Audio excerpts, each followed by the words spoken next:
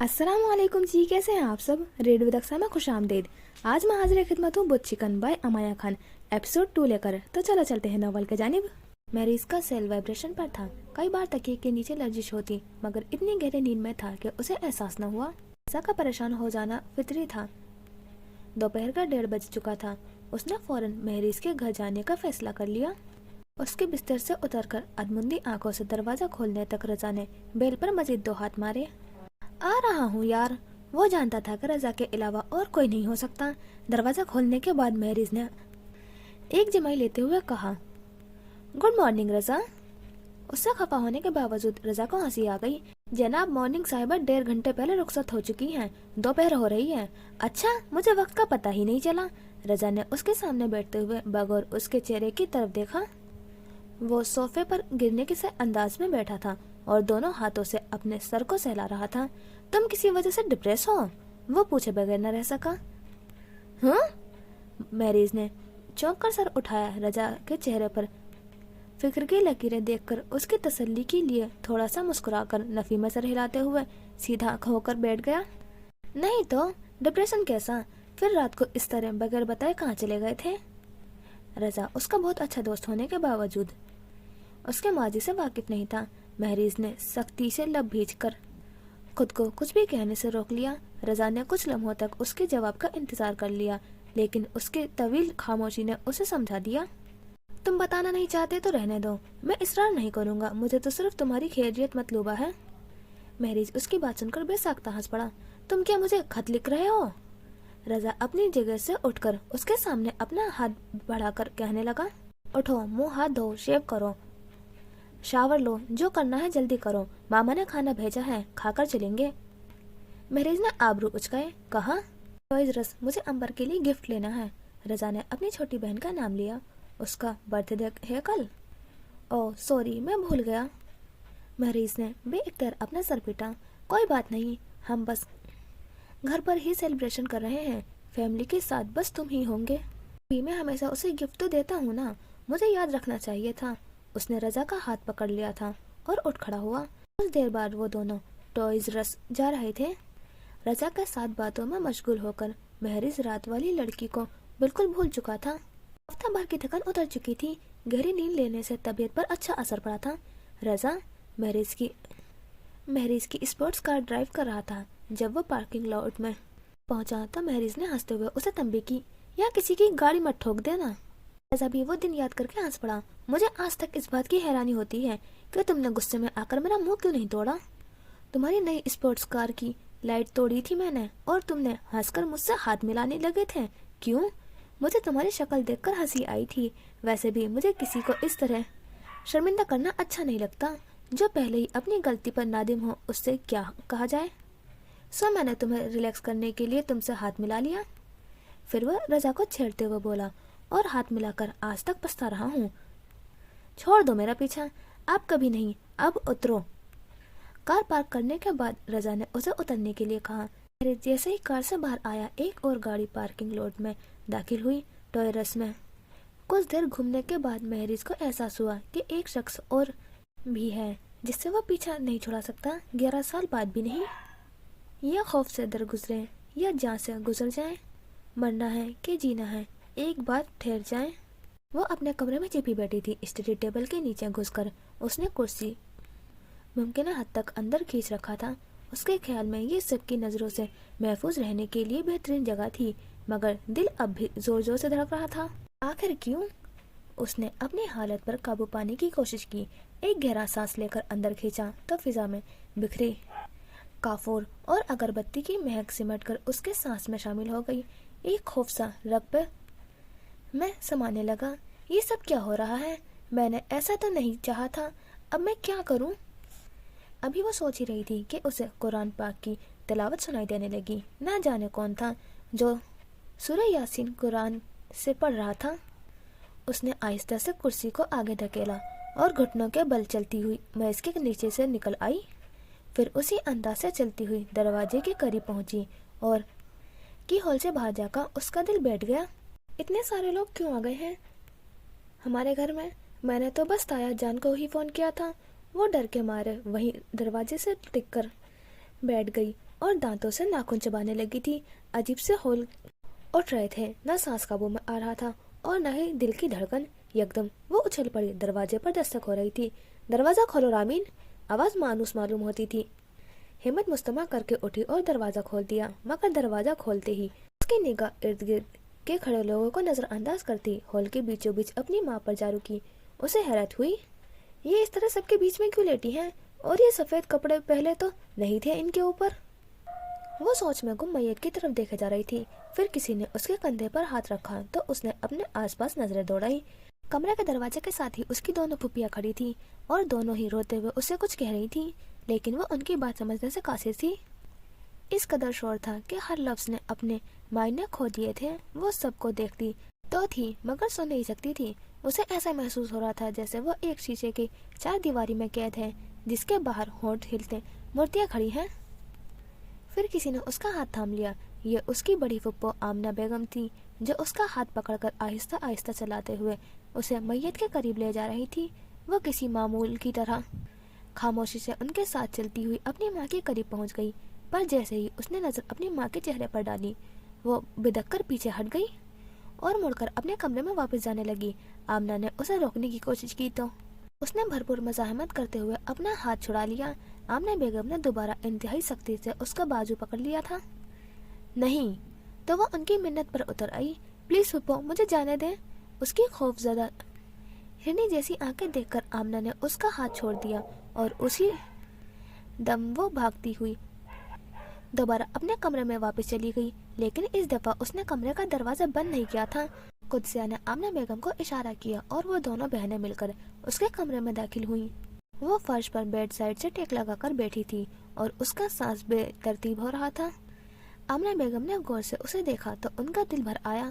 اس کا حلیہ بے حد خراب ہو رہا تھا، کپڑے انتہائی میلے جن پر جا بجا چکنائی کے بڑے بڑے دھبے صاف نظر آ رہے تھے، پیر کالے سیاہ اور ایڑیاں پھٹی ہوئی تھی۔ وہ بے حد کمزور ہو گئی تھی، آنکھوں کے گرد سیاہ ہلکے سوکھے ہونٹ، الجھے بال اور چہرے پر خوف کی پرچھائی۔ کتنی پیاری ہوا کرتی تھی اور اب کیا حال ہو گیا ہے اس کا۔ ہمیں اسے بھابھی کے پاس نہیں چھوڑنا چاہیے تھا، انہوں نے پچھتاوے نے گھیر لیا۔ وہ بھاری قدموں سے چلتی ہوئی اس کے پاس آئی۔ انہوں نے نزدیک آتے دیکھا تو اس نے اپنے پاؤں سمیٹ لیے اور گھٹنوں پر سر رکھ کر اپنا چہرہ بازو میں چھپا لیا۔ وہ آہستگی سے اس کے پاس بیٹھ گئی، پھر پیار سے اس کے سر پر ہاتھ رکھ کر بولی، رامین گڑیا باہر آ جاؤ۔ نہیں، اس نے ان کی بات ماننے سے فوراً انکار کر دیا۔ اگر میں باہر گئی تو؟ وہ کہتے کہتے رک گئی۔ آمنہ بیگم کے عقب میں قدسیہ پھپھو کو دیکھ کر اس نے اپنی بات ادھوری چھوڑ دی تھی۔ پھر کچھ سوچ کر آمنہ بیگم کے نزدیک ہو کر ان کے کان میں کچھ کہنے لگی۔ قدسیہ کو اس کی حرکت سے الجھن ہونے لگی۔ آخر ایسی کیا بات تھی جو وہ ان کے سامنے کہنے سے اجتناب کر رہی تھی؟ وہ ان دونوں کے نزدیک ہی بیٹھ گئی۔ آمنہ بیگم نے ان کی سرگوشی کے جواب میں ترہم آمیز نظروں سے اس کی جانب دیکھا اور بولی، تم گھبراؤ مت، وہ اب تمہیں کچھ نہیں کہہ سکتی۔ کیوں؟ کیونکہ وہ مر چکی ہیں، انہوں نے بے حد مشکل سے کہا تھا۔ رامین کا دل ایک لمحے کو سکڑ کر سمیٹ گیا۔ مر چکی ہیں؟ اسے یقین نہیں آیا۔ نہیں پھپھو، میں نے ابھی دیکھا ہے، ان کی آنکھیں ذرا سی کھلی ہوئی تھی، وہ ایسے ہی سوتی ہیں، آپ پلیز انہیں اٹھائے جا کر۔ آمنہ بیگم نے نفی میں سر ہلاتے ہوئے اسے دیکھا تو وہ انہیں قائل کرنے کی کوشش کرنے لگی۔ جائیں پھپھو، جا کر دیکھیں نا، میں صحیح کہہ رہی ہوں، وہ سو رہی ہوں گی، وہ مر نہیں رہ سکتی۔ ابھی تو میں زندہ ہوں، انہوں نے کہا تھا وہ مجھے مار کر مریں گی، پھر اکیلی کیسے مر گئی؟ وہ بری طرح ان کا کندھا پکڑ کر انہیں جھنجھوڑ رہی تھی۔ آمنہ بیگم نے کوئی بھی جواب دے بغیر اپنے لب کس کر بھینچ لیے اور دوسری طرف دیکھنے لگی، ان سے مایوس ہو کر۔ رامین خود ہی اٹھی اور بھاگتی ہوئی میت کے پاس پہنچ کر اپنی مری ہوئی ماں کو جھنجھوڑنے لگی۔ اٹھ جائیں پلیز، اٹھے نا ماما، یہ رو کہہ رہے ہیں کہ آپ مر گئی ہیں۔ اس کے لگ جگانے پر بھی اس کی ماں نے کوئی حرکت نہ کی۔ اس کی ماں کی رشتہ دار عورتوں نے زبردستی پکڑ کر اسے پیچھے ہٹایا۔ ایک بولی، لگتا ہے اس کا دماغ الٹ گیا ہے، صدمہ بھی تو گہرا ہے۔ دوسری عورت نے تعصب سے سر ہلاتے ہوئے اسے تسلی دیتے ہوئے ہٹانے کی کوشش کی۔ حوصلہ کر بیٹی، اپنی مادی مغفرت دی دعا کر، جان والے نو ایسے موڑ کر نئی لامک دے۔ ارے اثر کا وقت نکلا جا رہا ہے، آخری بار اسے اس کی ماں کا چہرہ دکھا دو۔ نہ جانے کس کی آواز آئی تھی، پھر وہی عورت جو اسے پہلے اس زبردستی ہٹانے پر مؤثر تھی اب اٹھانا چاہ رہی تھی۔ چل آ جاؤ، آخری باری اپنی سونی مادہ سکھ دیکھ لے۔ مگر رامین اٹھنے کے بجائے وہیں جم کر بیٹھ رہی۔ اس کا مطلب ہے ماما سچ میں مر چکی ہیں اور یہ سمجھ رہے ہیں کہ مجھے ان کے مرنے کا دکھ ہے۔ وہ باری باری سب کی روتی شکلیں دیکھنے لگی۔ روتے ہوئے لوگ کتنے عجیب سی شکلیں بنا رہے تھے۔ وہ ایک ایک کی شکل دیکھتی سوچ رہی تھی، اور پھر طیبہ خالہ کی شکل دیکھ کر تو وہ خود پر قابو نہ رکھ سکی اور کھلکھلا کر ہنس دی۔ رونے والے اپنا رونا بھول کر حیرت سے اسے تکنے لگے۔ ان کے بدلتے تاثرات نے اسے کھل کر ہنسنے پر مجبور کر دیا اور وہ بے تحاشا کہکے لگا کر ہنسنے لگی تھی۔ اس کا خواب سچ ہو گیا تھا۔ جس ایک جھلک نے پوری رات اسے بے چین کر رکھا تھا، وہ لڑکی پھر اس کے سامنے تھی۔ میریز ایک شیلف کے سامنے کھڑا تھا۔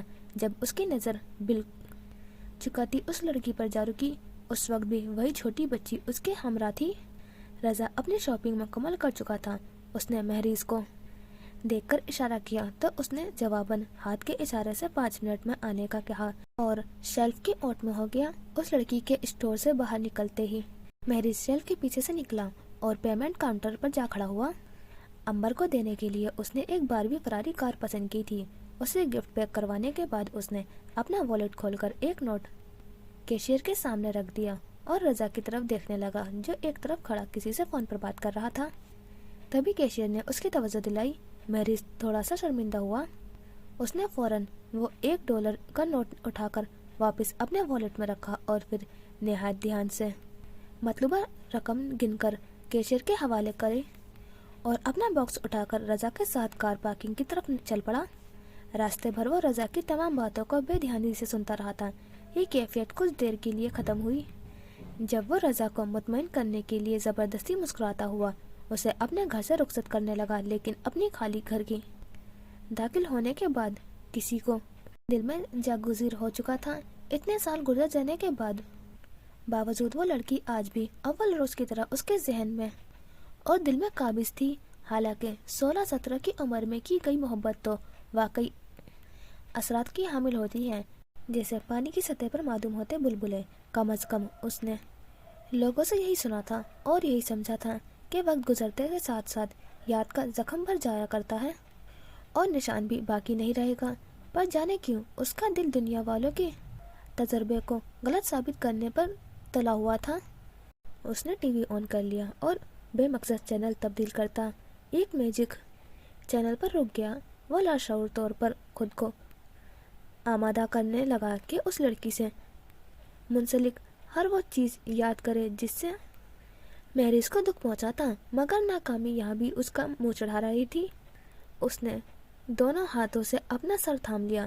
وہ بالکل بے بس ہو رہا تھا، اپنے آپ سے لڑ رہا تھا خود کو یقین دلانے کے لیے کہ اس کی موجودہ کیفیت محبت ہرگز نہیں ہے، لیکن یہی جھوٹ دہراتے وہ تنگ آ چکا تھا۔ اگر محبت نہیں تھی تو میں اب تک اسے کیوں یاد رکھے ہوئے ہوں؟ اگر اس کی کوئی اہمیت نہیں تھی تو اتنے سالوں بعد بھی اسے دیکھ کر وہ اٹھ کر کھڑا ہو گیا تھا اور گہرے سانس لینے لگا۔ بہت گھٹن محسوس ہو رہی تھی۔ شیشے کا سلائڈر دروازہ کھول کر وہ اپنے کمرے سے باہر کے عقبی حصے کی طرف نکل آیا اور وہاں موجود سوئمنگ پول کے پاس رکھی کین کی کرسی پر بیٹھ گیا۔ تھک کر اس نے اپنا سر کرسی کی پشت سے ٹکا دیا اور اپنی آنکھیں بند کر لی۔ ذہن ماضی کے شکنجوں میں جکڑا ہوا تھا۔ اتنی آسانی سے رہائی کیوں نہیں ملتی؟ تعزیت کرنے کے لیے آنے والوں کا جمگھٹا سوم کے بعد کم ہوتا جا رہا تھا۔ آمنہ بیگم کی 3 گھنٹے بعد فلائٹ تھی۔ وہ چند دنوں کے لیے بھائی کے پاس رہنے آئی تھی۔ عبید کے انتقال کے بعد اب رامین کی ماں کا انتقال ہو گیا تھا اور اس کی موت کے ساتھ ہی سب گلے شکوے بھی دم توڑ گئے تھے۔ وہ رامین کے کمرے میں آئی تو وہ اپنے بستر پر اوندھی لیٹی کنارے سے ہاتھ لٹکا کر زمین پر انگلیوں سے نادیدہ نقش و نگار بنا رہی تھی۔ اس نے آمنہ کی آمد کو محسوس ہی نہیں کیا تھا۔ وہ چلتی ہوئی اس کے نزدیک آئی اور جھک کر الجھے بالوں میں چھپے چہرے کو اپنے ہاتھ سے سہلا کر اسے متوجہ کیا۔ اٹھو رامین، مجھے کچھ دینا ہے تمہیں۔ وہ بدستور اوندھی لیٹی رہی اور اپنے پیر ہلاتی رہی۔ اس کا چہرہ پہلے ہی ڈھکا ہوا تھا۔ वो गद्दे के किनारे अपनी थोड़ी निकाल कर मुसलसल जमीन पर अपने हाथ चलाई जा रही थी। वे धी उसे ये जानने में कोई दिलचस्पी नहीं थी कि आमना फूफो उसे क्या देना चाह रही हैं। आमना ने इधर उधर देखा तो ड्रेसिंग टेबल पर उन्हें एक हेयर ब्रश नजर आ ही गया था। वो हेयर ब्रश उठाकर उसके पैरों के पास बिस्तर पर बैठ गई। ऐसे नहीं दे सकती, पहले तुम उठकर बैठो। उनके बैठने के बाद रामीन का पैर झल्लाना मौकूफ हो चुका था। अगर वो पैर हिलाती तो फुप्पो को लग सकता था। उसने गर्दन मोड़कर उन्हें देखा, फिर उसे लगा कि उनका कहना मानना पड़ेगा। अपनी बाजू के बल वो सीधी हो बैठी। फुप्पो के चेहरे पर प्यार भरी मुस्कुराहट नजर आई। चलो अब मेरे पास आओ, पहले तुम्हारे बाल बनाऊंगी। रामीन उनके कहने पर अमल करती उनके सामने बैठ गई। आमना ने पहले उसके बाल समझाए, फिर उन्हें समेटकर चोटी बनाने लगी। वो उससे हल्की फुल्की बातें करती जा रही थी, जिसके जवाब में रामीन ने हूँ हाँ के अलावा कुछ और नहीं कहा था।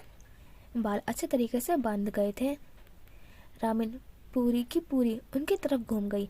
आप मुझे क्या देने वाली थी? आमना बेगम ने उसकी याद दहानी पर फौरन अपना हैंडबैग उठाकर अपने सामने रख लिया और उसे खोलकर कुछ ज्वेलरी निकालकर उसके सामने रख दी। 3 हीरो की अंगूठियाँ, 2 सोने के कड़े और नाज़दीन के नाम वाला लॉकेट और चेन। ये तुम्हारी मामा के जिस्म से उतार कर रखा था। मैयत को गुस्ल देने से पहले मैंने संभाल कर रख लिए थे। अब तुम इन्हें उनकी जगह पर रख दो। फिर कहने लगी, बल्कि ऐसा करो तुम इन्हें पहन लो। रामीन, जो अब तक बेतासुर चेहरे से उनकी हर बात चुपचाप सुन रही थी, एकदम करंट खाकर पीछे हटी। नहीं, मैं नहीं पहनूंगी। आमना ने चौंक कर उसे देखा। उसकी आंखों में खौफ था। वो उन जेवरात को देखे जा रही थी। उसके सामने बिस्तर पर जवाहरात एक स्याह सांप में तब्दील हो गया। फुप्पो, इसे ले जाएं, ये सांप मुझे काट लेगा। रामीन बिदक कर पीछे हटी। क्या हुआ रामीन? आमना बेगम ने आगे बढ़कर उसे संभालना चाहा, मगर वो बार बार उनकी जेवरात को हटाने का कहती रही। उन्होंने पलटकर वो जेवरात बिस्तर से उठाया। अच्छा देखो, मैं ले जा रही हूँ, तुम्हारी मामा के दराज में रख दूंगी, ठीक है? तुम घबराओ मत, मैं अभी रख के आती हूँ। इस वक्त उसके साथ किसी किस्म की कोई बहस करने का फायदा नहीं था। वो सीधी नाज़दीन के कमरे में गई, साइड टेबल की दराज खोलकर जेवर उसमें डाल दिए और वापस रामीन के पास पहुंच गई। उसकी निगाहें दरवाजे पर ही लगी हुई थी। आमना बेगम ने उसे बताया, मैंने हटा दिया है वो जेवर, ठीक है? रामीन के इस में गर्दन हिला दी।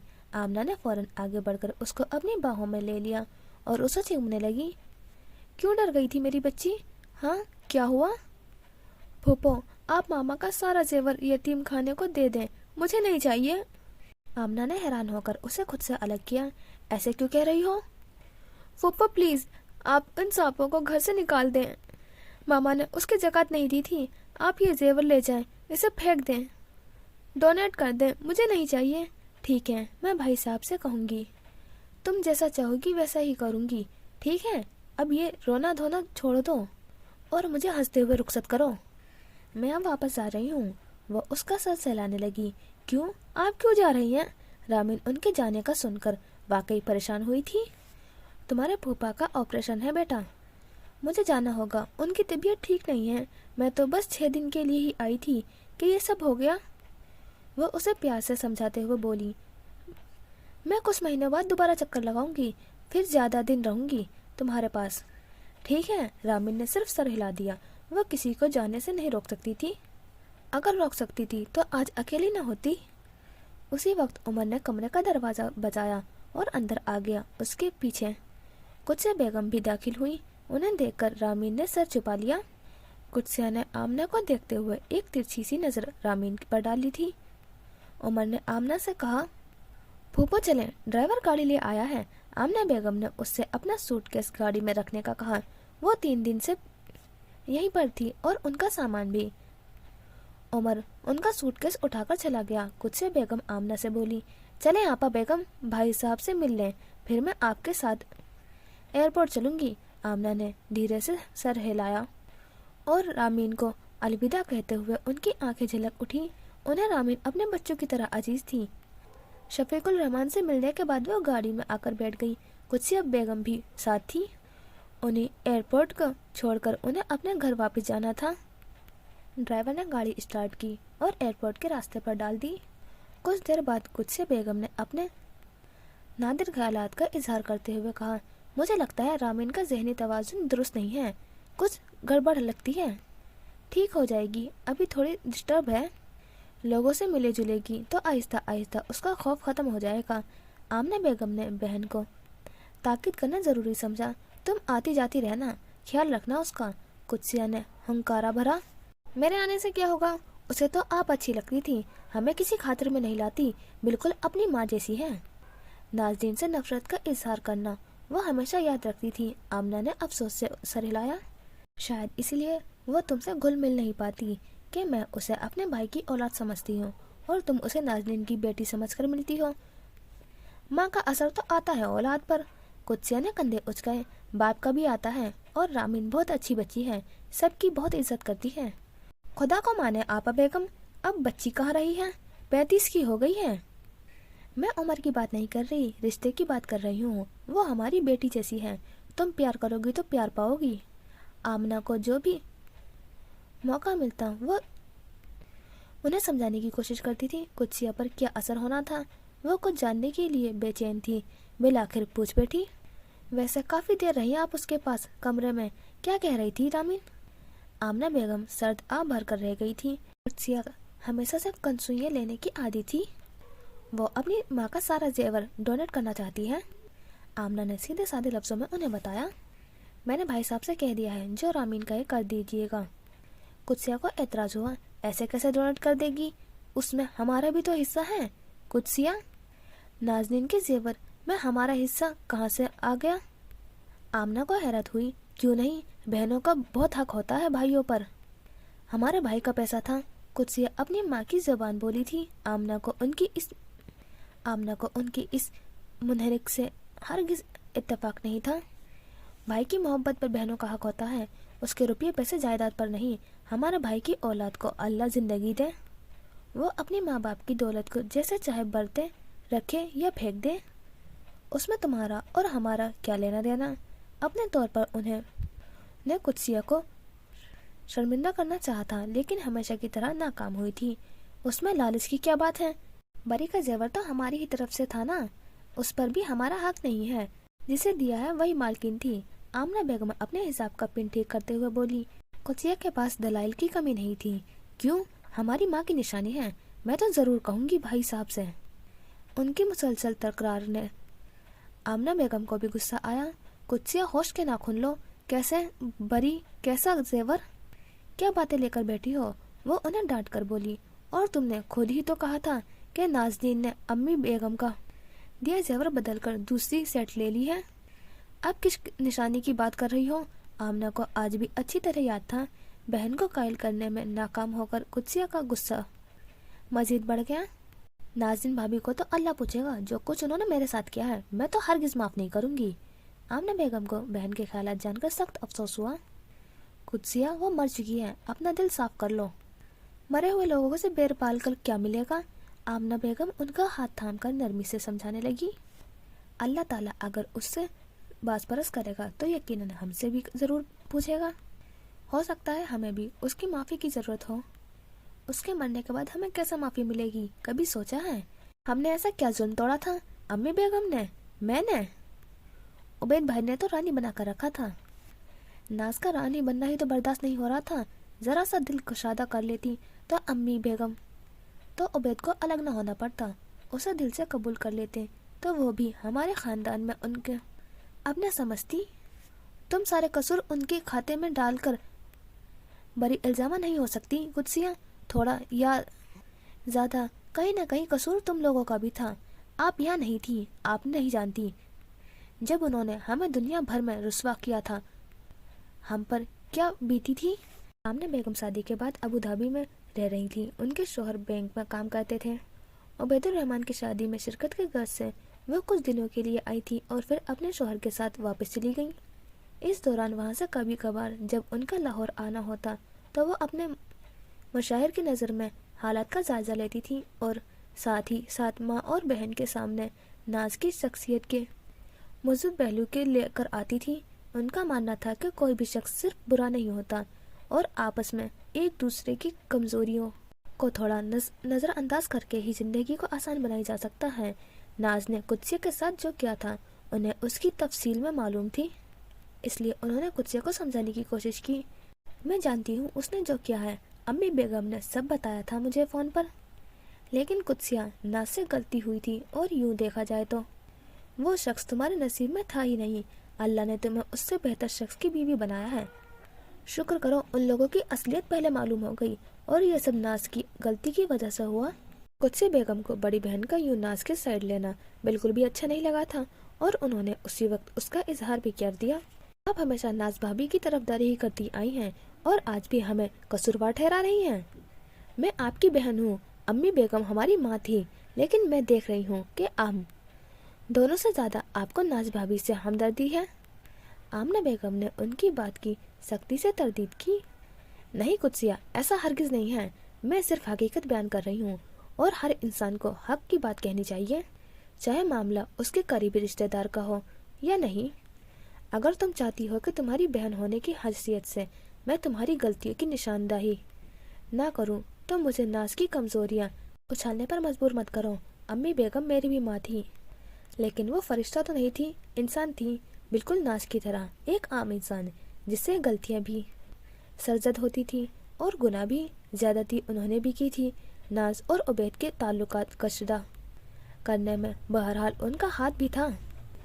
وہ ایک پل کے لیے سانس لینے کے لیے رکی، پھر گویا ہوئی، میں ہمیشہ دعا کرتی ہوں کہ اللہ میری ماں کی مغفرت کرے، اور میں یہ دعا بھی ضرور کروں گی کہ اللہ تعالیٰ ناز کو بھی معاف کر دے، بلکہ میرے اور تمہارے بھی کبیرہ اور صغیرہ تمام گناہ معاف کر دے۔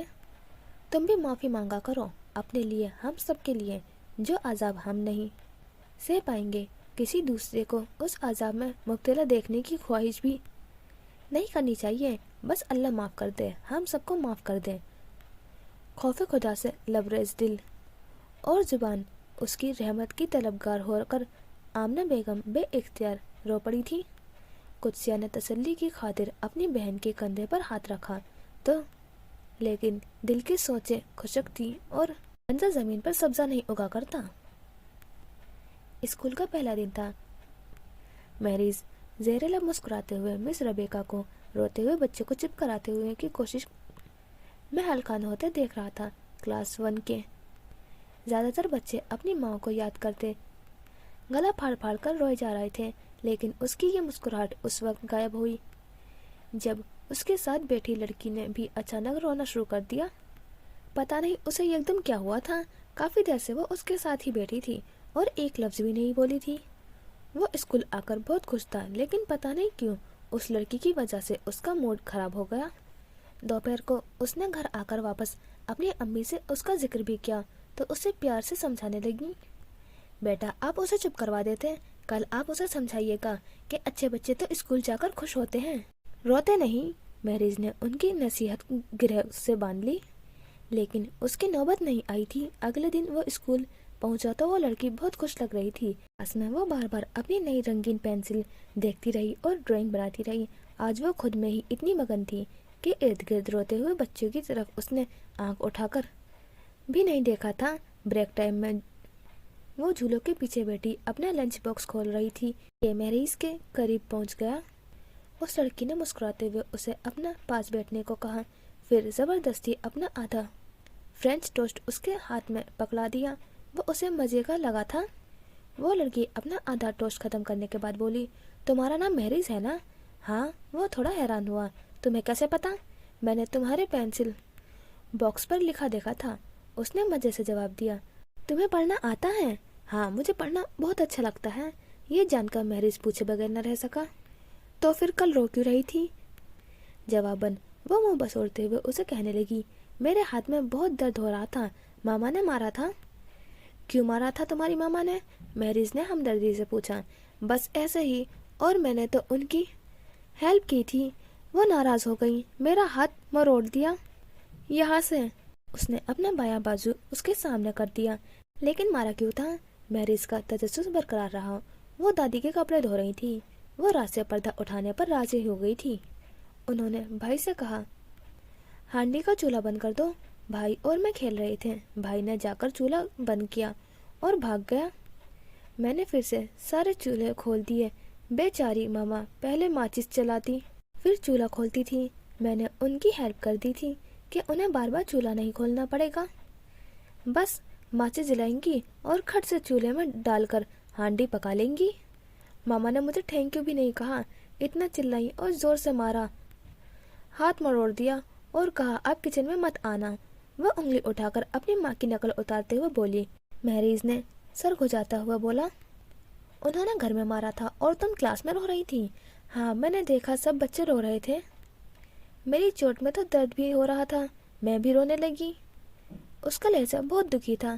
پتا ہے مہریز, جب ماما ڈانٹتی ہیں اور مجھ پر غصہ کرتی ہیں نا, میرا دل چاہتا ہے میں نمک مرچ میں زہر ملا کر کھا لوں اور مر جاؤں. تم چولہا کھول کر بیٹھ جانا, خود ہی مر جاؤ گی. مہریز کو ہنسی آ رہی تھی. تم ہنس کیوں رہے ہو؟ وہ غصے سے بولی. تم بالکل بدھو ہو, تمہیں نہیں پتا چولہے کی گیس سے لوگ مر جاتے ہیں. کیا؟ تمہیں کیسے پتا؟ وہ حیرانی آنکھیں سے پھاڑتی ہوئی بولی. مجھے معلوم ہے, مہریز فقریہ لہجے میں بولا. میری امی نے بتایا تھا تم بہت بے وقوف ہو, اس لیے تمہاری ماما نے مارا تھا. ان سے تو میں سوری کر لوں گی. تم مجھے بتاؤ تمہیں اور کیا کیا معلوم ہے؟ اس کے معلومات نے اسے بہت حد تک متاثر کیا تھا, اس لیے وہ کلاس میں اسی کے ساتھ بیٹھتی تھی. بریک میں بھی وہ لڑکیوں کے ساتھ نہیں کھیلتی تھی, اس کے بجائے اس سے باتیں کرتی رہتی تھی. مہریز نے اسے باتونی لڑکی کی خاطر اپنے بہت سے پسندیدہ کھیل کھیلنے موقوف کر دیے تھے. وہ پکڑم پکڑائی نہیں کھیلتا تھا کہ وہ اسے پکڑنے میں ناکام ہو کر رونے لگتی تھی. من کے بازی میں چڑھنا اسے پسند تھا, لیکن رامین ایک بار اس پر سے گر گئی. دوبارہ اس پر جانا نہیں چاہتی تھی, اس لیے مہریز نے اس کی دلچسپی ختم ہو چکی تھی. کلاس 2 میں آنے کے بعد بھی ان کے معلومات میں کوئی فرق نہیں آیا تھا. ایک دن گیمز کے پیریڈ میں پی ٹی کے بعد وہ دونوں گراؤنڈ کے کنارے بینچ پر بیٹھے باتیں کر رہے تھے کہ مہریز نے رامین سے سوال کیا, تم بڑی ہو کر کیا بنو گی؟ رامین نے 2 منٹ تک نہایت سنجیدگی سے غور فکر کے بعد جواب دیا, میں مس نینسی بنوں گی, وہ بہت پیاری ہیں. اس نے اپنے ڈرائنگ ٹیچر کا نام لیا جو برطانوی شہری تھی اور سرخ و سفید رنگت کے ساتھ ان کی آنکھوں کا رنگت ہلکا سبز تھا. اور تم بڑے ہو کر کیا بنو گے؟ مہریز نے فوراً کہا, میں مسل مین بنوں گا. وہ کیا کرتا ہے, کیسا ہوتا ہے؟ مسل مین بہت اسٹرانگ ہوتا ہے, بگ مین جیسے میرے پاپا, تمہارے پاپا. اور رامین کا چہرہ فک ہو گیا تھا. اس نے پوچھا, تم بڑے ہو کر مجھے مارو گے؟ مہریز الجھ کر پورا کا پورا اس کی طرف گھوم گیا. میں تمہیں کیوں ماروں گا؟ بگ مین لڑکیوں کو مارتے ہیں نا, کیونکہ وہ اسٹرانگ ہوتے ہیں, میرے پاپا کی طرح. اس کے تصور میں جو خاکہ بنا تھا وہ مرد طاقتور ہونے کے ساتھ ساتھ عورت کو اوپر ہاتھ بھی اٹھاتا تھا, لیکن یہ بات صاف صاف وہ مہریز سے نہیں کہہ سکتی تھی. بس وہ یہ نہیں چاہتی تھی کہ مہریز بڑا ہو کر اس پہ پاپا کی جیسا بنے. مہریز تم اسٹرانگ مین بنو گے تو میں کبھی تم سے بات نہیں کروں گی, ہماری دوستی ٹوٹ جائے گی. اس نے مہریز کی دکھتی رگ چھیڑ دی. رامین میں تمہیں نہیں ماروں گا, میں کسی کو نہیں ماروں گا, میں اچھا والا بگ مین بنوں گا. 7 سالہ مہریز کے لیے بڑا ہونا بے حد اہم تھا. دیکھو ٹیوزڈے کو تم نے مجھے مارا تھا, پر میں نے تمہیں نہیں مارا نا, تو میرے ہاتھ تو اتنے سافٹ ہیں تمہیں چوٹ بھی نہیں لگی, اور تم مارو گے تو میں نے نیچے گر جاؤں گی. نہیں, میں نہیں ماروں گا, میں اچھا بچہ ہوں. میری امی کہتی ہیں اچھے بچے لڑکیوں کی رسپیکٹ کرتے ہیں. میں تو تم پر غصہ بھی نہیں کرتا, تمہاری ساری باتیں مانتا ہوں. پلیز مجھے بڑا ہو کر مسل مین بننے دو. اس کی باقاعدہ التجا کرنے لگا, جیسے رامین کی اجازت کے بغیر اس کا بڑا ہونا ناممکن ہو. رامین چاہتی تو نہیں تھی, پر مہریز کی دوستی کی خاطر اس نے مجبوراً اجازت دے دی. کلاس 3 میں ٹیچر نے لڑکے لڑکیوں کو الگ بٹھانا شروع کر دیا. اگر وہ دونوں اپنی سیٹ چھوڑ کر ایک دوسرے کے ساتھ آ کر بیٹھتے تو کلاس ٹیچر انہیں دوبارہ الگ بٹھا دیتی. کچھ دنوں بعد انہوں نے اس حقیقت کو تسلیم کر لیا کہ اب وہ کلاس میں اکٹھے نہیں بیٹھ سکیں گے. اپنی باتوں کا کوٹا وہ بریک اور چھٹی کے وقت پورا کرنے لگی. کلاس 4 تک پہنچتے پہنچتے ان کی دوسرے لڑکے لڑکیوں سے دوستی تھوڑی تھوڑی ہونے لگی. مہریز اپنے دوستوں کے ساتھ وہی کھیل پھر سے کھیلنے لگا جو رامین کی وجہ سے چھوڑ چکا تھا, اور رامین اپنی ہم مزاج سہیلیوں میں گھلنے ملنے لگی. ساتھ بیٹھنے کے کم مواقع ملنے لگے مگر دوستی ہنوز برقرار تھی. ایک صبح کلاس ٹیچر نے ان کی کلاس میں ایک نئے لڑکے کا تعارف کروایا. وہ نیو ایڈمیشن تھا، چھوٹے قد کا ڈرا سہما حسن پہلے دن سے ہی شرارتی لڑکوں کے مذاق کا نشانہ بننے لگا. کوئی ٹیچر سے آنکھ بچا کر اس کی پینسل اٹھا لیتا تو کوئی پیچھے سے بال کھینچ دیتا اور وہ بس ڈیسک پر سر رکھ کر رونے لگ جاتا. ایک دفعہ کلاس کے شرارتی بچے احمد نے اسے ٹانگ اڑا کر گرا دیا جب وہ اپنی کاپی چیک کروا کر واپس اپنی ڈیسک پر آ رہا تھا. اس دن پہلی بار حسن نے ٹیچر سے شکایت کی. اس کے گھٹنے پر بہت بری چوٹ آئی تھی. ٹیچر نے احمد کو کان پکڑا کر کونے میں کھڑا کر دیا تھا اور چھٹی ہونے تک وہیں کھڑا رکھا تھا. لیکن چھٹی کے بعد اس نے حسن کو جا لیا. وہ اپنی شکایت لگانے کا بدلہ نکالنے رہا تھا. رامین یہ ماجرا دیکھ کر ان کے سر پر پہنچ گئی اور زور سے اپنا اسکیل احمد کے کندھے پر مارا. وہ بدک کر پیچھے ہٹا تو رامین نے دوبارہ ہاتھ اٹھایا. احمد ڈر کے وہاں سے بھاگ گیا. حسن اپنے آنسو پوچھ کر اٹھ کھڑا ہوا.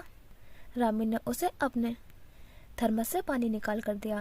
مہریز بھی نزدیک آ کر اسے تسلیاں دینے لگا. اس دن سے حسن اور مہریز کی دوستی پکی ہو گئی تھی. اب رامین اور مہریز کے ساتھ حسن بھی دنیا جہاں کی باتیں کیا کرتا تھا وہ بھی رامین کی طرح باتونی واقع ہوا تھا. چھٹی ہوتے ہی وہ تینوں ساتھ بیٹھ کر گپے لگاتے رہتے اور بہت مزے کرتے. لیکن اس مجلس کو ٹوٹنے میں زیادہ دن نہیں لگے تھے. ایک چھوٹے سے واقعے نے اس کی رشتے کو نوعیت ہی بدل دی تھی. فیورٹ ٹافی اسٹیکرز اور کھلونے سے متعلقہ جملوں پر مشتمل معصوم گفتگو کرنے والے لمس کے جادو سے نہ آشنا تین بچوں کو ساتھ بیٹھا دیکھ کر جانے رامین کے پاپا نے کیا سمجھا تھا. وہ چھٹی کے وقت اسے لینے آئے تو وہ حسب معمول ان دونوں کے درمیان بیٹھی ہنستے ہوئے باتیں کر رہی تھی. اس کے پاپا نے ان دونوں کی موجودگی کا لحاظ کیے بغیر اسے ہاتھ پکڑ کر اٹھایا اور زور سے تھپڑ مارا. پھر ڈانٹنے لگے کہ وہ لڑکوں کے ساتھ باتیں کیوں کر رہی ہے. مہریز اور حسن گھبرا کر فوراً وہاں سے ہٹ گئے تھے. رامین روتی ہوئی گھر گئی تھی. مہریز اس کے لیے بے حد فکر مند تھا. جانے اس کے پاپا نے گھر پہنچ کر اس کا کیا حشر کیا ہوگا. اسے سخت تشویش ہو رہی تھی. اگلے 3 دن رامین اسکول نہیں آئی تھی. ویکینڈ کے بعد جب وہ پیر کو اسکول آئی تو خاموشی سے کلاس میں جا کر بیٹھ گئی. مہریز کو توقع تھی کہ وہ اسے خود اپنا حال بتائے گی جس طرح ہمیشہ وہ ہر چیز اس سے شیئر کرتی تھی. مگر شاید اس کی نظر نہیں پڑی تھی مہریز پر. وہ خود حسن کو لے کر اس کے پاس پہنچ گیا. دونوں نے اس سے بات کرنا چاہی لیکن رامین کا رویہ بے حد روکھا اور عجیب تھا. اس نے کسی بھی سوال کا کوئی جواب نہیں دیا اور سر جھکائے اپنی کاپی پر سوال حل کرتی رہی. کچھ دیر بعد وہ دونوں شرمندہ ہو کر وہاں سے ہٹ گئے. مہریز بد دل نہیں ہوا تھا. اسے یقین تھا وہ کچھ دنوں بعد خود اس کے پاس آئے گی اور وہ پھر سے اچھے دوست بن جائیں گے. لیکن اس کا خیال غلط ثابت ہوا. مہریز کا مکمل دھیان پڑھائی کی طرف ہو گیا. اسے ہر سبجیکٹ پسند تھا اور پوزیشن لینا اس کے لیے مشکل نہیں تھا. رامین اور اس کی دوستی اب اس کی ترجیحات میں شامل نہیں تھی. وہ انتہائی بد لحاظ اور بدتمیز ہو چکی تھی. اس کے مزاج کی یہ تبدیلی مہریز سمجھنے سے قاصر تھا. ویسے بھی وہ لوگ آپس میں بات نہیں کرتے تھے. 2 سال پہلے ان کی دوستی ختم ہو گئی تھی اور جس طرح ہوئی تھی اس کے بعد رامین سرتاپا بدل سی گئی تھی. اس کی ہنسی، کھلکھلاہٹیں، دوستانہ مزاج، بے فکری، خوشی، سب کچھ جیسے جادو کی چھڑی کے زور پر غائب کر دیا گیا تھا. پہلے مہریز کو اس کی کوئی شکایت نہیں تھی مگر اب ہر شکایت اسی کی ذات سے وابستہ ہو چکی تھی.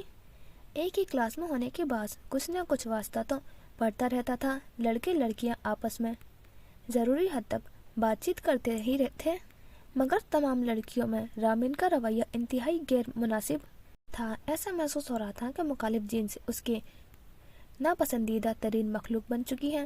کسی بھی معمولی سی بات پر وہ شعلے اولتی ایسی تیزی کر دیتی تھی. اسی باعث لڑکے اس سے الجھنے کی ہمت نہیں کرتے تھے اور ذرا دور دور ہی رہا کرتے تھے. اسے پرواہ نہیں تھی. وہ شاید یہی چاہتی تھی کہ اسے ناپسند کیا جائے. مہریز اس کے اس رویے سے بہت مایوس ہوا تھا. وہ اس کی دوست رہ چکی تھی. اس لحاظ سے اس کے ساتھ تھوڑی रियायत बरत सकती थी, लेकिन उसने माजी की हर अच्छी याद को अपने बदसूरत रवैये से ढांप दिया था। अपनी तमाम तर तवज्जो पढ़ाई की तरफ मबजूल करने के बाद महरिज फर्स्ट प्लेस के लिए जद्दोजहद करने लगा। फरहा अलीम, रामीन की बेहतरीन दोस्त, तालीमी मैदान में उसकी हरीफ बनकर सामने आई। वो फर्स्ट आने लगी और महरिज सेकंड। महज 1-2 नंबर के फर्क से वो पीछे रह जाता। उसे फरहा अलीम से चिढ़ होती जा रही थी। एक वही उसकी कामयाबी के रास्ते की सबसे बड़ी रुकावट थी, वरना फर्स्ट पोजीशन हासिल करना कोई ऐसा मुश्किल काम ना था। फरहा अलीम सब्जेक्ट टीचर के साथ काफ़ी बेतकल्लुफ़ थी। वो पुरएतमाद थी और क्लास के अलावा अक्सर ब्रेक टाइम में टीचर से मुश्किल मौज़ूआत पर भी सवालात किया करती थी। तमाम टीचर्स उसे पसंद करते थे और उसकी पोजीशन की वजह से अहमियत भी देते थे। फरहा अलीम से मुंसलिक मनफी जज्बात के ज़ेरे असर महरीज ने एक दिन क्लास में उसे मिस की चमची कहकर पुकारा। जवाब बहुत सख्त मिला, लेकिन फरहा की जानिब से नहीं बल्कि रामीन की तरफ से, जो अपनी सहेली की तौहीन बर्दाश्त नहीं कर पाई थी। उसने जवाबन महरीज को खरी खरी सुनाई थी। महरीज मजीद कुछ भी कहे बगैर वहाँ से हट गया। उस वक्त ये क्लास 7th में थे। मुकाबलेबाजी ने महरीज को और ज़्यादा मेहनत करने पर उकसाया। ये मेहनत रंग लाई थी। महरीज और फरहा के नंबर्स का दरमियाना फासला कम होने लगा था और बिलाखिर महरीज अपनी सख्त हरीफ को शिकस्त देने में कामयाब हो गया। फर्स्ट पोजीशन पर अब महरीज का कब्जा हो चुका था। दिन महीने साल गुजरते रहे। वो अब 9th क्लास में आ गए थे। इस दिन रामीन की सालगिरह थी। स्कूल की तरफ से स्टूडेंट्स को यूनिफॉर्म के अलावा लिबास पहनने की इजाज़त थी। रामीन ने सियाह जॉर्जेट का आम सा शलवार कमीज पहन रखा था, लेकिन वह बहुत खास लग रही थी। अपनी तरफ से उसने कोई एहतमाम नहीं किया था, लेकिन ये वो उम्र होती है जब लड़कियों को किसी भी किस्म के बनाव श्रृंगार की ज़रूरत नहीं होती। वो उसके बिना ही पुरकशिश लगती हैं। क्लास की सब लड़कियां उसे सालगिरह में मुबारकबाद के साथ साथ सताइश भी दे रही थीं। उनके सराहने पर वो खुश होने की बजाय शर्मिंदगी महसूस कर रही थी। उसने कभी खुद को नुमाया करने की कोशिश नहीं की थी। यूं नादान स्त्री में सबकी तवज्जो का मरकज़ बनने से वो कुछ अजीब सा महसूस कर रही थी। पजीराई हर एक को अच्छी लगती है, लेकिन रामीन के लिए ये नया तजुर्बा था। असेंबली के बाद वो सब क्लास में बैठकर टीचर की आमद का मुंतज़िर थे। यूं ही इधर उधर देखते महरीज की नज़रें रामीन पर जा रुकी। वो फरहा के साथ बैठी उसके दिए गिफ्ट को खोलते हुए मुस्कुरा रही थी। छोटे से बॉक्स में सफ़ेद नगीनों वाली बालियाँ थी। फरहा का शुक्रिया कहते हुए निहायत शौक से रामीन ने एक बाली उठाकर अपने कान के पास ले जाकर पूछा, कैसी लग रही है? बहुत अच्छी, अभी पहन लो। फरहा ने तारीफ की और साथ इशरार भी शुरू कर दिया। रामीन ने मुलाहमत से कहा, अच्छा नहीं लगेगा ना स्कूल में इस तरह सच बनकर बैठ जाऊं? बिला वजह सब घूरेंगे, मैं घर जाकर पहन लूंगी, प्रॉमिस। महरीज उनकी गुफ्तगू आसानी सुन सकता था। वो दोनों साथ वाली लाइन में ही बैठे हुए थे। ठीक है, रहने दो, घर जाकर पहन लेना। वैसे तुम यूँ सादा भी बहुत प्यारी लग रही हो और यही वजह है कि सब तुम्हें देख रहे हैं। फरहा ने प्यार से उसे हल्के से ब्राउन सिल्क की बालों की लटकान के पीछे से अटका दी। रामीन ने सर झटक कर मुस्कुराते हुए उसकी राय की तरदीद की, लेकिन महरीज वो शायद पहली बार फरहा की राय से दिल ही दिल में इत्तेफाक कर रहा था। रामीन वाकई बहुत प्यारी लग रही थी, शायद इसलिए कि आज बेबाद ही मुस्कुराई जा रही थी, वरना तो हर दम उसकी तेवरियां चढ़ी रहती थी। ये नया मंजर थोड़ी देर बाद महरीज की तवज्जो खींच रहा था। खुश, मुतमईन और मुस्कुराती हुई रामीन गैर इरादी तौर पर उसकी नज़रें बार बार उसके चेहरे की ताकुब करती रही, लेकिन ये मुशाला सिर्फ एक दिन पर मोहित रहा। अगले दिन उसका वही पुराना अंदाज वापस आ गया और महरीज की तवज्जो फिर से पढ़ाई की तरफ मबजूल हो गई। मैट्रिक के फिजिक्स टीचर नहीं आए थे, उन सबकी फ्री पीरियड मिल गया था। बास्केटबॉल कोर्ट में पहुंच गई थी, बाकी इधर उधर बिखर गई थी। महरीज कुछ देर हसन के साथ बातें करता रहा, फिर लाइब्रेरी की तरफ निकल आया। रेफरेंस बुक से अपना मतलूबा नोट्स लेने के बाद वो दरवाजे से बाहर निकल रहा था कि उसे रामीन नजर आई। लाइब्रेरी के आखिरी कोने वाली मेज पे अकेली बैठी हुई थी। जिस चीज ने महरीज को ठिठकने पर मजबूर किया था वो रामीन के आंसू थे, जिन्हें वो बार बार टिश्यू से पोंछ रही थी।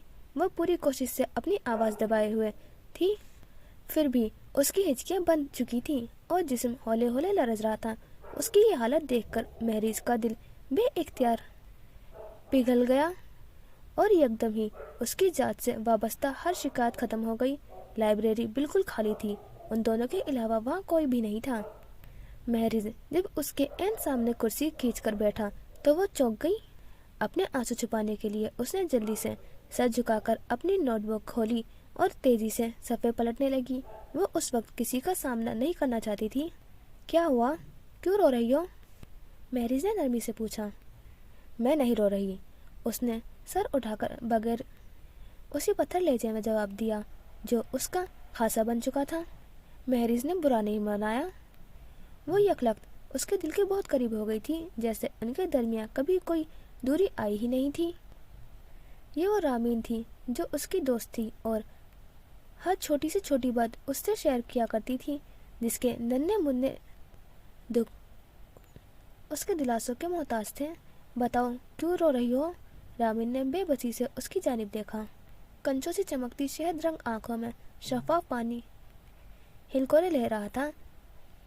مہریز دیکھتا رہ گیا۔ کھڑکیوں سے اندر آتی سردی کی نرم نرم دھوپ مہریز کی پشت سے چمکتی ہوئی رامین کے چہرے پر پڑ رہی تھی۔ سورج سے بڑھ کر تپش اس کی سنہری آنکھوں میں تھی۔ رخسار اور ادھ کھلے ہونٹ کپ کپاتے ہوئے دل کی باتیں کہتے کہتے رک سے گئے تھے۔ وہ بمشکل گویا ہوئی۔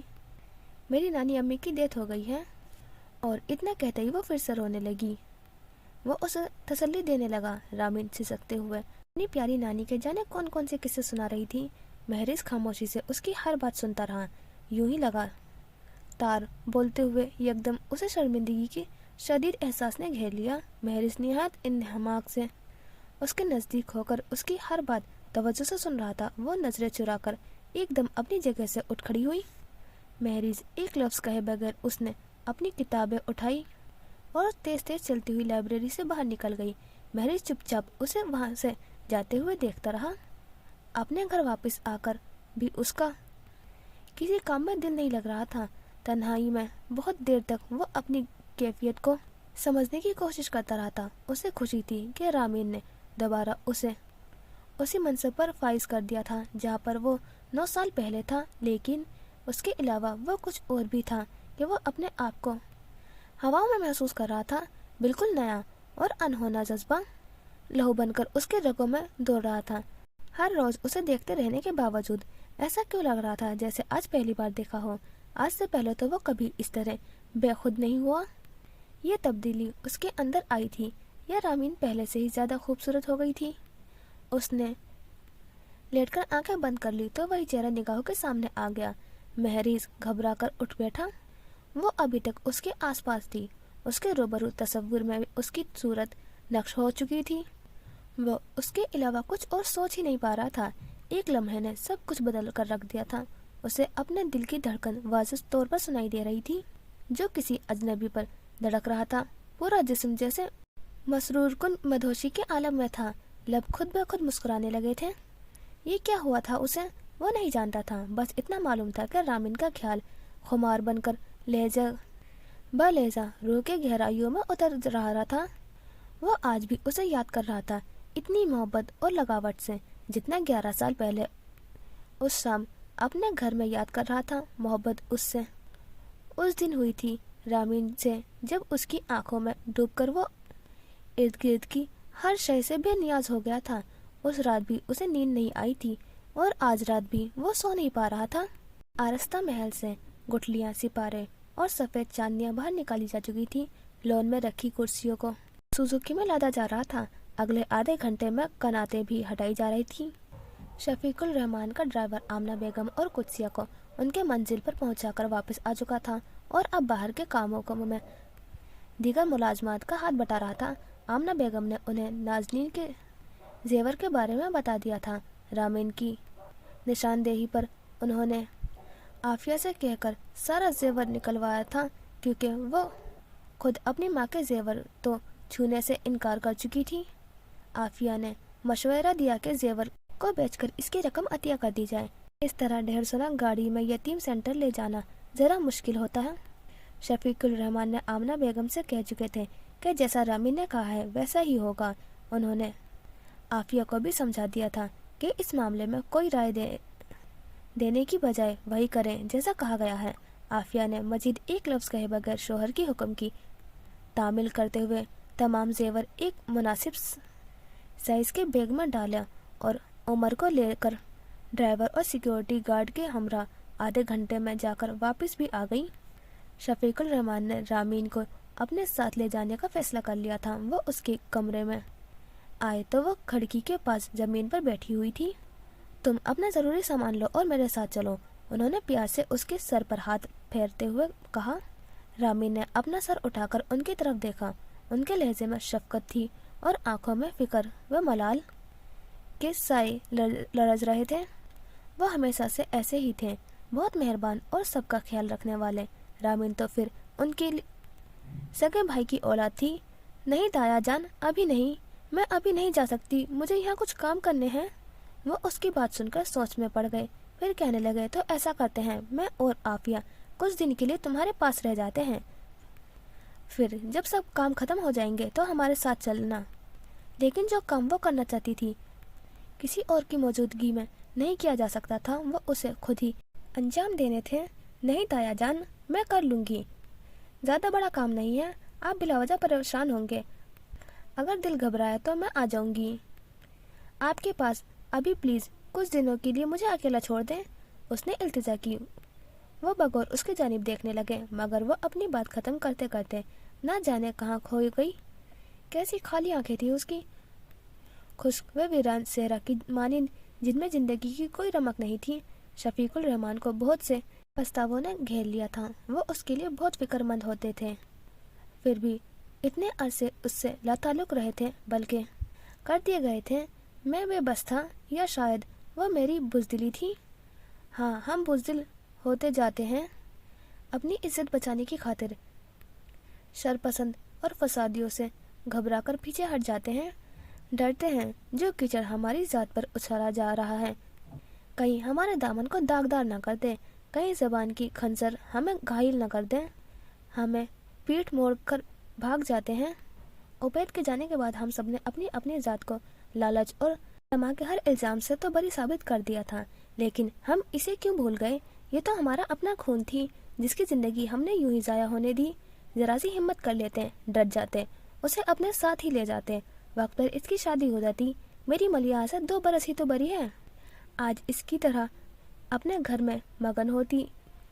कैसी मुरझा सी गई है, हमसे गलती हो गई, बहुत बड़ी गलती हो गई। उनकी सोचों का लातायनाती ही सिलसिला उनकी अनगिनत पछतावों से भर पड़ा था। उनका दिल भर आया। सिसकने की आवाज़। रामीन ने मुड़कर उन्हें देखा। शफीकुल रहमान ऐनक ऊपर करके अपनी आंखें मल रहे थे। उसे यकीन नहीं आया। ताया जान, आप रो रहे हैं? वो तड़प कर उठी और उनके आंसू पोंछने लगी। शफीकुल रहमान ने उसका हाथ पकड़ लिया। तुम हमसे नाराज़ हो, इसलिए हमारे साथ नहीं जाना चाहती?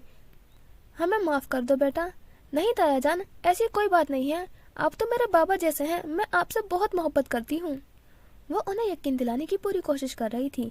आप मेरी फिक्र मत करें, मैं बिल्कुल ठीक हूँ, आप देखिएगा, मैं अब हमेशा आपको हंसती हुई मिलूंगी, बस आप मत रोएं।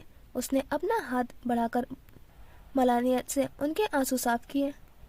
इस अकेले घर में क्या करोगी रामीन, हमारे साथ चलो। वो अभी तक उसे ले जाने पर बर्जिस्ता थे। मुझे यहाँ होना चाहिए ताया जान, अगर उनका फ़ोन आया तो, अगर वो वापस आ गए तो मैं घर अकेला छोड़ दूंगी तो उनकी वापसी की हर उम्मीद दम तोड़ देगी। ताया जान को इल्म था रामीन किसकी बात कर रही है। वो उनकी तसल्ली की खातिर फिर कहने लगी, मैं आ जाऊंगी, अगर दिल घबराया तो फ़ौरन आपके पास आ जाऊंगी, आप मुझसे दूर थोड़ी हैं, बस कुछ दिन और, मैं आपसे वादा करती हूँ मैं आ जाऊंगी। अपनी बात ख़त्म करती वो इजाज़त तलब नज़रों से उनकी जानिब देख रही थी। ताया जान ने एक गहरी सांस ली और फिर कहा, ठीक है, जैसा तुम्हारी मर्जी।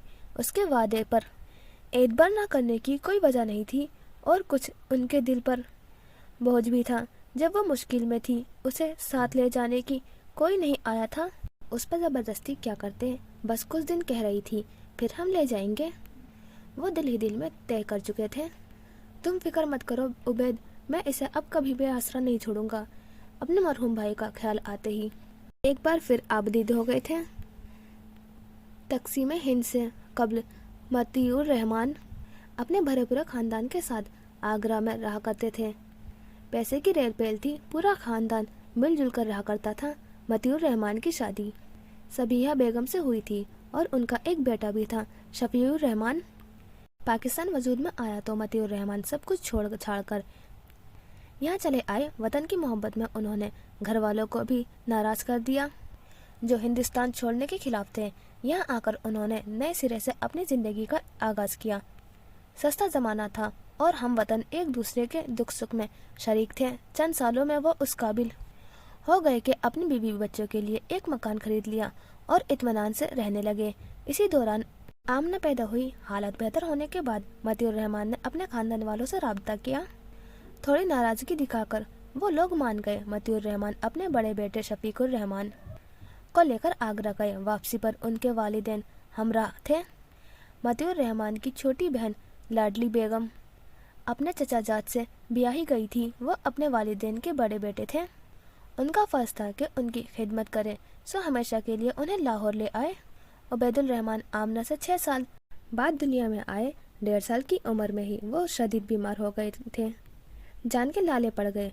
मुस्तकिल इलाज और दुआओं से वो सेहत याब तो हो गए, लेकिन सबिहा बेगम की दिल में डर बैठ गया था। वह उबैद को हथेली का छाला बनाकर रखती थी, उन्हें एक पल के लिए भी अपनी निगाहों से दूर न होने देती थी।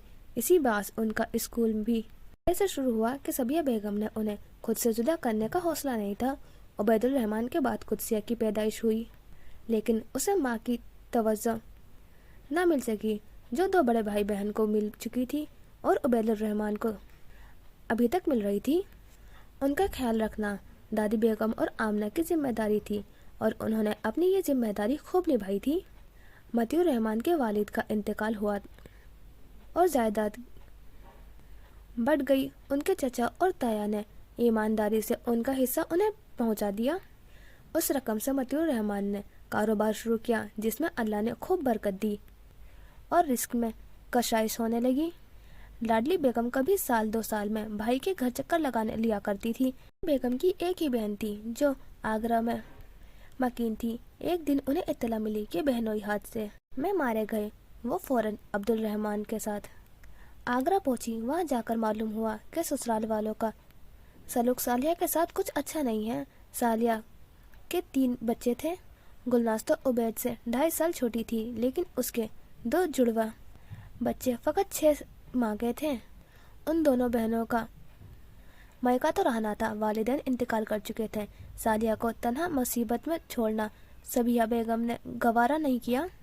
उन्होंने मतियुर रहमान से फ़ोन पर राब्ता किया और उनकी इजाज़त से अपनी बहन सालिया को उसके 3 बच्चों के लेकर वापस लाहौर आ गई। मतियुर रहमान सादगी पसंद और सुलझे हुए इंसान थे। उसके साथ साथ निहायत दर्दमंद दिल भी रखते थे। सालिया को उन्होंने अपनी बहन समझकर अपने घर में रखा और उसके बच्चों के साथ हमेशा शफकत से पेश आते रहे। सबिहा बेगम भी एक सुघड़ और समझदार औरत थी। उन्होंने फजूल खर्ची की आदत नहीं थी और अपने बच्चों को भी उन्होंने अच्छी तरबियत दी थी। दोनों बहनों की औलादें आपस में घुल मिल गई थी। जिस तरह इन्होंने अपने बड़ों को इत्तेफाक सलूक देखा था, वही अपनायत उनके दिलों में भी घर कर गई थी। ग्रेजुएशन के बाद शफीकुर रहमान ने एक स्कूल में पढ़ाना शुरू किया और रिजल्ट आते ही बैंक में नौकरी के लिए अप्लाई कर दिया। बैंक में नौकरी मिल गई, लेकिन स्कूल वाले उन जैसे काबिल उस्ताद को छोड़ने को आमादा नहीं थे। उन्होंने बहुत इसरार किया। उन्हें तय कर लिया कि वो दोपहर में 1 घंटे की क्लास ले लिया करेंगे। बैंक में नौकरी मिल जाने के बाद वालिदैन ने उनकी बात तय कर दी। मतियुर रहमान ने अपने दोस्त की बेटी आफिया को उनके लिए पसंद किया था। सबिहा बेगम को भी उनके फैसले पर कोई एतराज़ नहीं हुआ था। शादी के चंद माह बाद ही बैंक वालों ने उनका ट्रांसफ़र अबू धाबी कर दिया। वालिदैन की इजाज़त से शफीकुर रहमान आफिया को लेकर अबू धाबी रवाना हो गए और वहीं सकूनत इख्तियार कर ली। उन्हीं दिनों उबैद मैट्रिक के इम्तिहान देकर फारिग हुए थे। सालिया बेगम की बेटी गुलनाज 9वीं जमात में थी और कुदसिया 7वीं में पढ़ रही थी। गुलनाज के जुड़वा भाइयों में से एक कमर उम्री में है जिसे वफात पा गए थे। दूसरा भाई टीपू पहली जमात में पढ़ रहा था। उबैदुल रहमान उससे बहुत मोहब्बत करते थे। उसे भी उनके बगैर चैन नहीं आता था। सबिया बेगम के लाड प्यार ने उबैद को थोड़ा जिद्दी बना दिया था और वो गुस्से की भी थोड़े तेज थे। कुछ बातों पर उन्हें बिला वजह बिला सोचे गुस्सा आ जाता था। तब छोटे बहन भाई टीपू और कुत्सिया घर के किसी कोने में जा छुपते। ऐसे में गुलनाज निहायत समझदारी से उनका गुस्सा ठंडा किया करती थी। उसकी तबीयत में सब्र तहम्मुल था। बड़ी बेटी की हैसियत से आमना ने घर के नज़्म व नस्क में सबिया बेगम का हाथ बटाना शुरू कर दिया था। तभी शफीकुर रहमान के तो वस्ते अबू धाबी में मकीन ख़ानदान से उनके लिए बहुत अच्छा रिश्ता आया।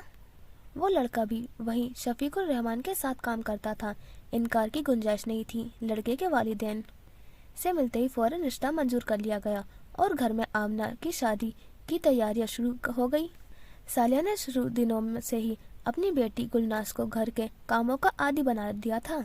मतियुर रहमान ने अपने घर के बालाई हिस्से में उनके लिए एक पोर्शन मुखत्तिस कर दिया था, जहां बावर्ची खाने के अलावा 2 बेडरूम और एक स्टोर रूम बनवा लिया गया था। वो सालिया को अलग से खर्चा दिया करते थे ताकि वह अपनी मर्जी से अपने बच्चों की ज़रूरियात पूरी कर सके। उन्होंने इस तरीके से मदद करने के साथ साथ उन्हें खुद मुख्तार भी कर रखा था ताकि वह अपने आप को ज़ेर-बार न महसूस करे और उनके बच्चों में खुद एतमादी पैदा हो। आमना की शादी की तैयारियों में गुलनाज और सालिया ने सबिहा का बेहद हाथ बटाया था। सबिहा आमना और सालिया को लेकर जहेज की खरीदारी के लिए बाजार जाती तो घर को संभालने की पूरी जिम्मेदारी गुलनाज के कंधों पर होती थी।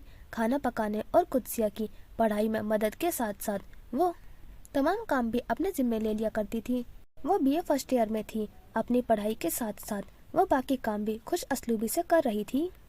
आमना की रुखसती हो जाने के बाद भी उसने सबिया बेगम का हर तरह से ख्याल रखा और उन्हें आमना की कमी महसूस न होने दी।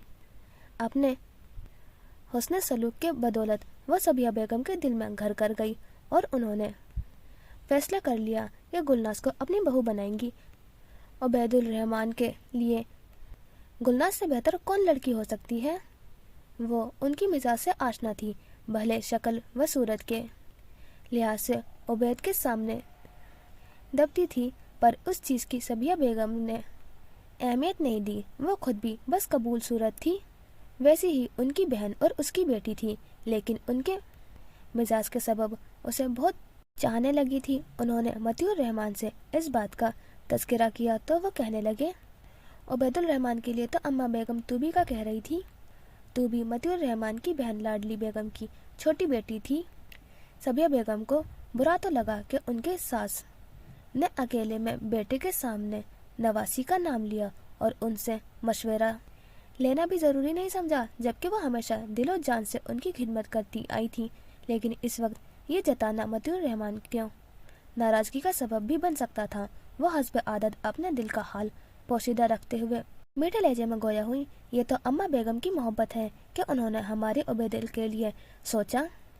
तो भी बहुत प्यारी बच्ची है, लेकिन अगर बहू की हैसियत से देखा जाए तो वो इस पर पूरी नहीं उतरती। वह संभल कर गुफ्तगू करने के साथ साथ मतियुर रहमान के चेहरे के तासुरात का भी बगौर जायजा ले रही थी। अभी तक तो उनके चेहरे पर किसी किस्म की नागवारी देखने में नहीं आई थी, इसलिए सबिया बेगम ने गुफ्तगू का सिलसिला आगे बढ़ाया। हमारे घरानों में शक्ल व सूरत से ज़्यादा लड़की का सुगड़पन देखा जाता है। उसकी नरम मिजाजी, गुफ्तगू का सलीका, बड़ों का अदब, छोटों का लिहाज होना, ये सब अहम रखता है। अब आप हमारी ही मिसाल ले लीजिए। भला आप जैसे खूबरू और वदी शख्स के सामने हम जैसी मामूली शक्ल व सूरत और बस कामत लड़की की औकात ही क्या थी।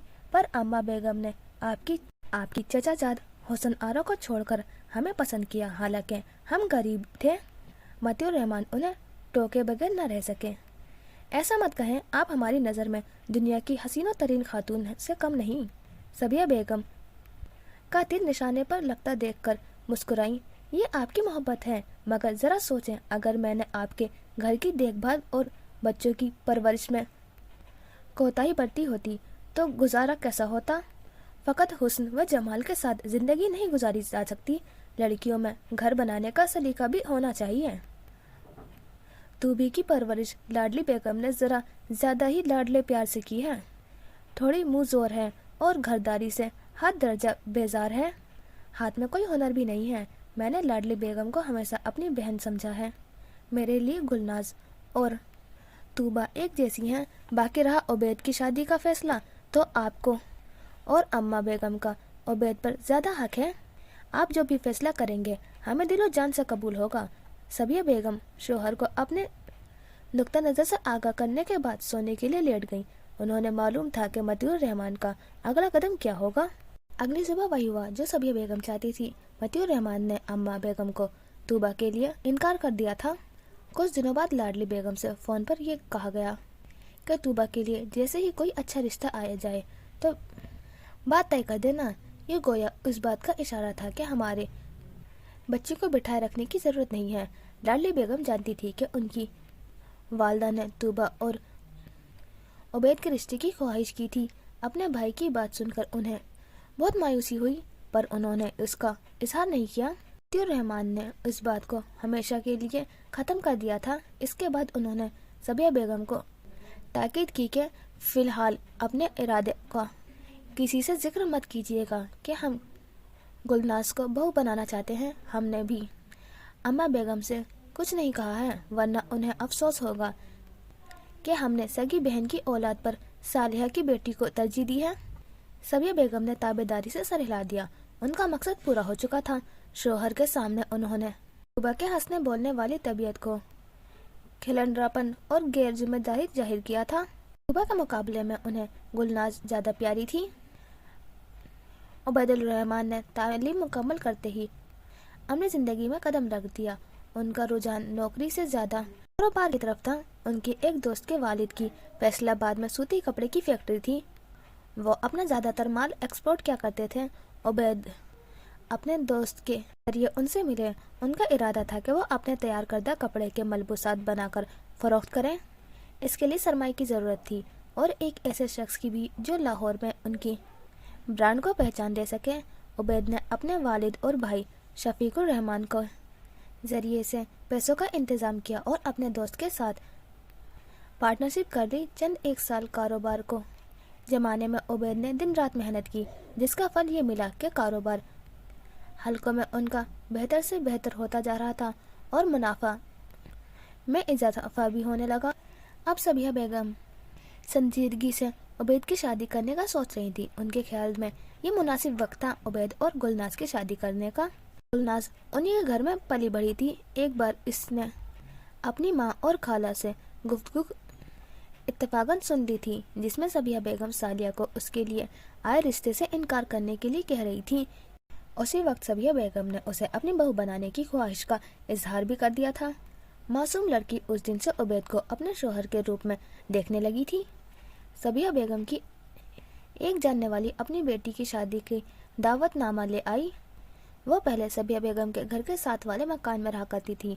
2 साल पहले ही उन्होंने घर बदला और गुलशन इकबाल शिफ्ट हो गई।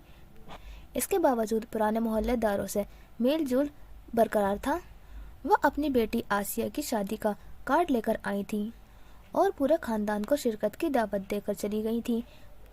उन्हीं दिनों आगरा से लाडली बेगम भी अपने बच्चों के साथ 1 महीने के लिए लाहौर आई हुई थी। तमाम रिश्तेदार और जान पहचान के लोग उनसे मिलने आ रहे थे या अपने घर दावत पर बुला रहे थे। मेहंदी वाले रोज मतीउर रहमान ने अम्मा बेगम की वजह से जाने से माजरत कर ली थी। अम्मा बेगम अपनी ज़ईफ़ी की बास कमी कहीं आया जाया करती थी। कुदसिया और तूबा बखुशी उनके साथ चले जाने पर राजी हुई थी। उबैदुल रहमान बादन खासा राजी हुए थे कि गाड़ी उन्हें ही चलानी थी। ये जुमा की रात थी और एक नई फिल्म सिनेमा की जीनत बनने जा रही थी। उबैद के लड़कपन का ये वाहिद शौक था। सिनेमा में ये पहली फिल्म अरमान देखी थी। उन्होंने 12 साल की उम्र में जिसके गीतों की किताब खरीदकर उन्होंने उसकी शायरी को हिफ्ज भी किया था। तिलिस्म में बढ़ने वाला ये पहला कदम हरगिज आखिरी साबित नहीं हुआ था। घर वालों से छिपकर ये मशगरा दोस्तों की मेहरबानी से जारी रहा था। बोर्ड के इम्तिहान से फारिग होने के बाद तो वो दोस्तों के हमरा हर जुमा और इतवार को लेट नाइट शो देखकर ही घर वापस आते थे। मतीउर रहमान ने कई बार सर्जरीज की थी, हत्या की मुर्गा बनाकर पिटाई भी कर डाली थी, मगर बेसूद। न वो उबैदुल रहमान की दोस्तियां छुड़वा सके और न ही फिल्म का शौक। इसकी बड़ी वजह सबिया बेगम भी थी, जो अपने लाडले की इस दलील के साथ पुष्टपनाही करती थी कि जरा सी तफरीह हर इंसान का हक है, और उबैद ने कभी इस शौक की आड़ में अपनी किसी जिम्मेदारी से मुंह नहीं मोड़ा था। न ही उनकी पढ़ाई मुतासिर हुई थी। उनके यूँ वालिदैन की तरफ से बेजा इस पर बेजर शौक पर कदगन लगाई जाए तो ये दुरुस्त न होगा। मतीउर रहमान का गुस्सा उनकी तफरी पर नहीं, उनकी हट धर्मी पर आया करता था, लेकिन सबिया बेगम की वजह से वो खामोश हो गए। उबैद ने जब काम शुरू किया तो दिल लगाकर किया, और कारोबार जम जाने के बाद ये तफरी दोबारा शुरू की गई थी। उनके वालिद मतीउर रहमान के पास सिवाय एक मशगले के उनसे और कोई शिकायत न थी। अब आसिया की मेहंदी पर ले जाने की जिम्मेदारी उनकी थी। यूं पहला शो छूट जाने का उन्हें बेहद अफसोस था कि जब तक मेहंदी की तकरीब इख्तिताम पजीर न हो जाती, उनका वापस आना नामुमकिन था। लेकिन वह किस्मत ने ऐसी मेहरबानी की थी कि गए तो मुंह बना के थे, लेकिन इस कदर खुशी से गुनगुनाते हुए वापस लौटे थे। तो यह हो गया हमारा एपिसोड 2 कंप्लीट। और अभी बैक स्टोरी दिखाई है रामीन की और मैरिज की, और अब पेरेंट्स की चल रही है बैक स्टोरी। तो अभी प्रेजेंट का इतना ज़्यादा दिखाया नहीं है, लेकिन रामीन की मामा की डेथ दिखाई है। तो देखते हैं आगे क्या होगा, और आपको कैसी लग रही है स्टोरी, अपना रिव्यू ज़रूर शेयर करना। तो मिलते हैं इंशाल्लाह नेक्स्ट एपिसोड में। खुदा हाफिज़, अपना ख्याल रखना।